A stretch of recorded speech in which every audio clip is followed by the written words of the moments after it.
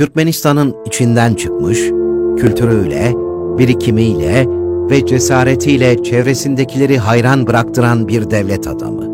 Ülkesi için canından vazgeçmeyi göze alan bir kahraman. Gaygusuz Atabayev. Gaygusuz Serdaroviç Atabayev, 1887 yılının rüzgarlı bir Ekim gününde Karakum çölündeki Vaha şehri Teje'nin küçük bir köyünde, Miyane'deki tek katlı bir evde dünyaya geldi. Çiftçilikle uğraşan fakir bir ailede büyüyen Gaygusuz, tüm imkansızlıklara rağmen hem ilkokula gidip Rusça öğreniyor, hem de babasına tarlada yardım edip çapa yapıyor, tohum ekiyordu. Lise için yolu Tejen'e düşen çiftçi çocuğu Gaygusuz Atabayev, okuldaki çalışkanlığıyla dikkati çekti.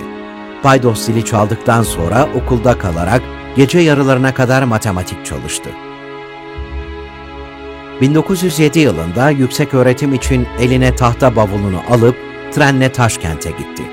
Eğitim fakültesinde öğretmenlik eğitimi alan Gaygusuz, küçük bir öğrenci pansiyonunda arkadaşlarıyla uzun uzun siyasi tartışmalara giriyordu. 5 yıl sonra okuldan mezun olunca önce bir Rus bankasında memur olarak çalışmaya başladı.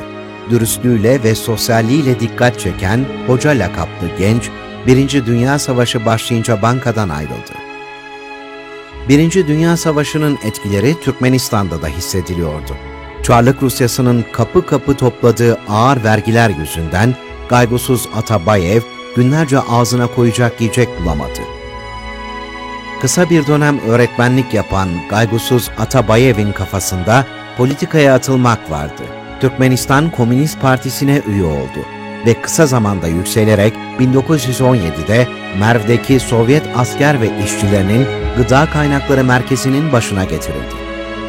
Görevinde kendisini kanıtlayan Türkmen bürokrata, Komünist Partisi'nin oy birliğiyle Merv Şehri İcra Komitesi'nin başkanlığı layık görüldü.